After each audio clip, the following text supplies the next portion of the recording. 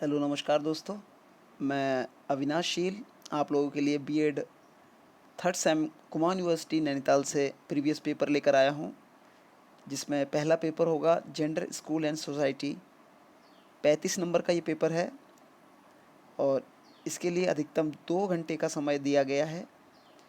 जो पहला पेपर है जेंडर स्कूल एंड सोसाइटी, इसमें जो प्रश्न हैं कुछ इस प्रकार हैं। आप देख सकते हैं कि लघु उत्तरीय प्रश्न और दीर्घ उत्तरीय प्रश्न में इसको बांटा गया है। जो पहला प्रश्न है वो है लिंगीय भेद के कारण क्या हैं, वर्णित कीजिए। दूसरा प्रश्न है चुनौतीपूर्ण लिंग समानता की शिक्षा में परिवार की भूमिका का वर्णन कीजिए। आगे है भारतीय समाज में पितृ प्रधान व्यवस्था के कार्यों का वर्णन कीजिए। जेंडर के सशक्तिकरण में अनौपचारिक शिक्षा की क्या भूमिका है। पुरुष तत्व एवं नारी तत्व से आप क्या समझते हैं। आगे प्रश्न है महिला शिक्षा के क्या लाभ हैं। माध्यमिक शिक्षा व्यवस्था में लैंगिक समानता संबंधित 5 विकासात्मक कार्य लिखिए। उच्च शिक्षा संस्थानों में लैंगिक दुर्व्यवहारों की पहचान कीजिए। आगे है खंड ब, इसमें कुछ प्रश्न इस प्रकार हैं। पितृसत्तात्मक का अर्थ क्या है। पितृसत्तात्मक व्यवस्था लैंगिक सशक्तिकरण के में सहायक है या बाधक है, सविस्तार वर्णन कीजिए। इसके आगे इसके ऑप्शन में है जेंडर स्टेरियोटाइप का अर्थ क्या है। जेंडर के सशक्तिकरण में विद्यालय, परिवार एवं समाज की क्या भूमिका है।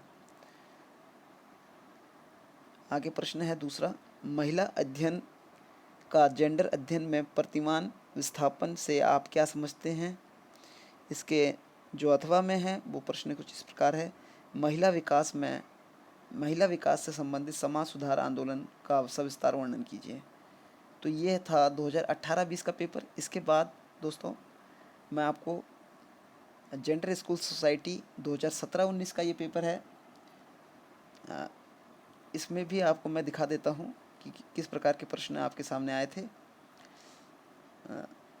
इसमें जो प्रश्न है कुछ इस प्रकार है, जेंडर को परिभाषित कीजिए। पितृसत्ता से आप क्या समझते हैं। स्वतंत्रता से पूर्व के किन्हीं 2 समाज सुधार आंदोलनों का उल्लेख कीजिए जिन्होंने महिला की स्थिति में सुधार किया हो।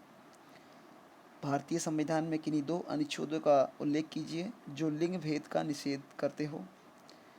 आगे है बेटी बचाओ बेटी पढ़ाओ नारे से आप क्या समझते हैं।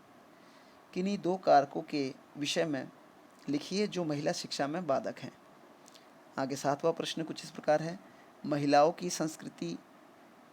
को संस्कृति के हस्तांतरण का वाहक क्यों माना जाता है। किन्हीं 2 कारणों का उल्लेख कीजिए। आगे है किन्हीं 2 कारकों का उल्लेख कीजिए जो महिला सशक्तिकरण में सहायक हो।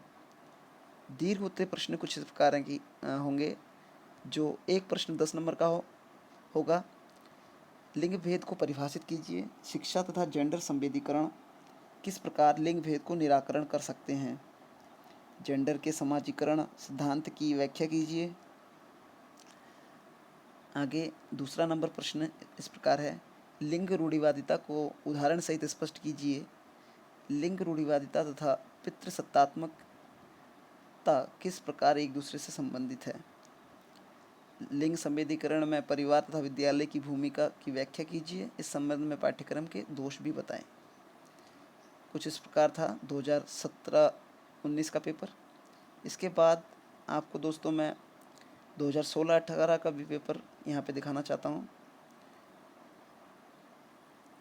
आप देख सकते हैं, इसका स्क्रीनशॉट भी आप ले सकते हैं। पितृसत्ता को परिभाषित कीजिए। जेंडर रूढ़िवादिता क्या है। लिंग एवं जेंडर के मध्य अंतर स्पष्ट कीजिए।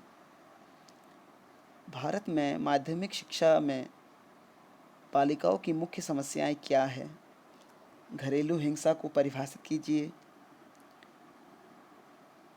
सेक्शन सी दोस्तों, जो ये 2016-18 का जो पेपर था, इस समय 3 सेक्शन पेपर में आते थे। जो एक सेक्शन था वो ऑप्शनल आता था और बी सेक्शन लघु उत्तरीय, अति लघु उत्तरीय प्रश्न होते थे, और सी सेक्शन जो होता था दीर्घ उत्तर प्रश्न होता था, जिसमें किसी 4 प्रश्नों के उत्तर देने होते थे। जो प्रश्न इस प्रकार हैं। महिला सशक्तिकरण की विभिन्न विशेषताएं लिखिए। भारत में घरेलू हिंसा के कारणों को समझाइए। भारत में महिलाओं का मानव संसाधन के रूप में वर्णन कीजिए। महिला विकास पर द्वितीय पंचवर्षीय योजना की प्रमुख सिफारिशों का वर्णन कीजिए। महिला सशक्तिकरण के लिए कुछ सुझाव दीजिए। भारतीय परिप्रेक्ष्य में महिलाओं के लिए विभिन्न संवैधानिक सुरक्षा उपायों का वर्णन कीजिए। इसी के साथ दोस्तों, आप सभी का बहुत बहुत धन्यवाद। अगर आपको किसी को इसका PDF चाहिए तो मुझे मैसेज कर सकते हैं और अपना मेल ID दे सकते हैं। आशा करता हूँ आपको यहाँ वीडियो यूज़फुल लगी होगी। अगर आपको इसी तरह के प्रश्न पत्र और भी आगे चाहिए तो प्लीज़ मेरे चैनल को सब्सक्राइब करें, लाइक करें एंड शेयर करें। बहुत बहुत धन्यवाद आपका।